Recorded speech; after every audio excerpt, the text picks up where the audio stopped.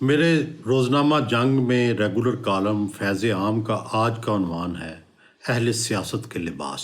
اہل سیاست پاکستان کے ہوں یا دنیا کے کسی اور ملک کے، ان کا لباس، لب و لہجہ، تقریر، انداز اور پھر ان کا رہن سہن سب عام عوام کے لیے نہ صرف دلچسپی کا باعث ہوتا ہے بلکہ ان سب امور پر نہ صرف مباحثے ہوتے ہیں بلکہ تنازعات بھی جنم لیتے ہیں۔ آئیے آج پاکستان کے اہل سیاست کے لباس کا جائزہ لیں اور اس سے ان کے اندر کی تبدیلیوں اور ان کے لباس سے پڑنے والے عوامی اثرات پر تبصرہ کریں۔ حالیہ برسوں میں میاں نواز شریف کے لباس میں نمایاں تبدیلی دیکھنے میں آئی ہے۔ وہ پہلے بھی سردیوں میں کبھی کبھار سکارف اور مفلر کا استعمال کیا کرتے تھے، لیکن اب مفلر ان کے لباس کا مستقل حصہ بن گیا ہے۔ انہوں نے رنگ برنگے مفلروں کی اچھی خاصی تعداد خرید لی ہے، اس لیے ہر بار نیا سکارف یا مفلر نظر آتا ہے۔ سکارف یا مفلر لینے سے آپ کے لباس میں ایک نئے رنگ کا اضافہ ہو جاتا ہے۔ یوں بھی یورپ میں کہا جاتا ہے کہ مرد کے ہر لباس میں 3 رنگ نظر آنے چاہیے، جبکہ عورت کے ہر لباس میں 5 رنگوں کا امتزاج ہونا چاہیے۔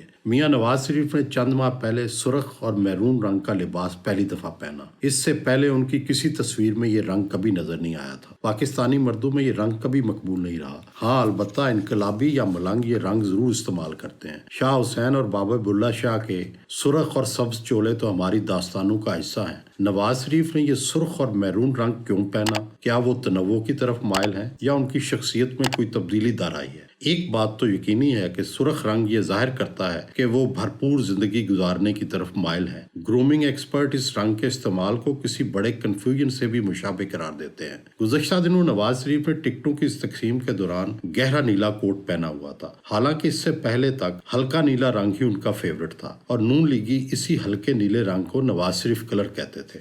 گہرے نیلے رنگ کے استعمال سے یہ ثابت ہوا کہ نواز شریف پاکستان کے روایتی مردانہ رنگوں سے بغاوت کر گئے ہیں اور اب وہ یورپ اور امریکہ کے لوگوں کی طرح گہرے رنگوں کے استعمال سے خوش ہوتے ہیں۔ مسلم لیگ نون کو ان کے لیڈر کے لباس اور ان کے اندر رونما ہونے والی تبدیلیوں کی مبارک ہو۔ تحریک انصاف کے بانی چیئرمین سب سے وجیح اور سمارٹ ہے۔ امریکہ کے کئی صدارتی انتخابات میں ایک امیدوار اس لیے جیت گیا کہ وہ زیادہ وجیح اور سمارٹ تھا۔ امریکی سروے نے یہ ثابت کیا ہے کہ خوبصورتی کے اپنے نمبر ہوتے ہیں۔ لباس کے معاملے میں خان صاحب نے شلوار قمیض کا نیا ٹرینڈ دیا۔ وہ بطور وزیر اعظم بھی پاکستانی روایتی لباس ہی پہنتے رہے، حتیٰ کہ اقوام متحدہ کے اجلاس میں بھی شلوار قمیض، جیکٹ اور پشاوری چپل پہن کر گئے۔ تحریک انصاف کے زیادہ تر لیڈروں نے بھی شلوار قمیض اور پشاوری چپل کو اپنا یونیفارم بنا لیا۔ خان صاحب کی طرح زیادہ تر انصافیوں نے کالی اینک پہننے کو بھی اپنا شعار بنا لیا۔ عمران خان صاحب نے سرخ رنگ کبھی نہیں پہنا، وہ زیادہ تر سفید اور نیلے رنگوں کے امتزاج کو پسند کرتے ہیں۔ کسی زمانے میں وہ سوٹ بھی پہنا کرتے تھے،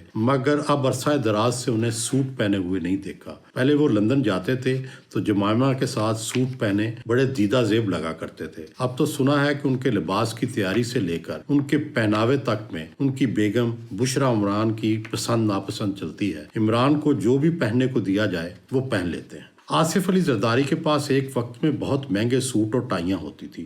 شنید ہے کہ ایک روز انہوں نے مہنگے ترین برانڈ کی ٹائیاں اپنے دوستوں میں بانٹ دی۔ اب تو وہ کبھی کبھاری سوٹ اور ٹائی زیب تن کرتے ہیں، زیادہ تر شلوار قمیض اور اسی رنگ کی ویسٹ کوٹ میں ملبوس رہتے ہیں۔ پاکستان میں عام رواج تو یہ ہے کہ ویسٹ کوٹ گہرے رنگ کی ہوتی ہے جبکہ سوٹ اسی شیڈ میں ہلکے کلر کا ہوتا ہے، لیکن زرداری صاحب کے شلوار قمیض اور ویسٹ کوٹ کا کلر ایک ہی ہوتا ہے۔ ان کے والد حاکم علی زرداری بھی شلوار قمیض کے ساتھ ویسٹ کوٹ ہی پہنتے تھے۔ آصف زرداری نے بھی وہی سٹائل اپنایا ہے۔ آصف زرداری عام طور پر ہلکے رنگ استعمال کرتے ہیں۔ سندھیوں کو خاص طور پر گہرا نیلا اور سبز رنگ پسند ہے، مگر آصف زرداری وہ رنگ کم ہی پہنتے ہیں۔ البتہ سندھی ٹوپی اب ان کے لباس کا لازمی حصہ بن چکی ہے۔ ان کی اسی سندھی ٹوپی پر اعتراض ہوا تو سندھ میں اس کا سخت رد عمل آیا اور آج تک اس حوالے سے سندھی اجرک اور ٹوپی ڈے منایا جاتا ہے۔ بلاول بھٹو زرداری بڑے سیاسی قائدین میں سے عمر میں سب سے چھوٹے ہیں۔ اپنے لباس کے حوالے سے انہیں جتنا خیال رکھنا چاہیے وہ اتنا نہیں رکھتے۔ ان کے قریبی دوستوں کا کہنا ہے کہ وہ لندن میں برانڈز کے سستے سٹور سے شاپنگ کرتے ہیں۔ آج کل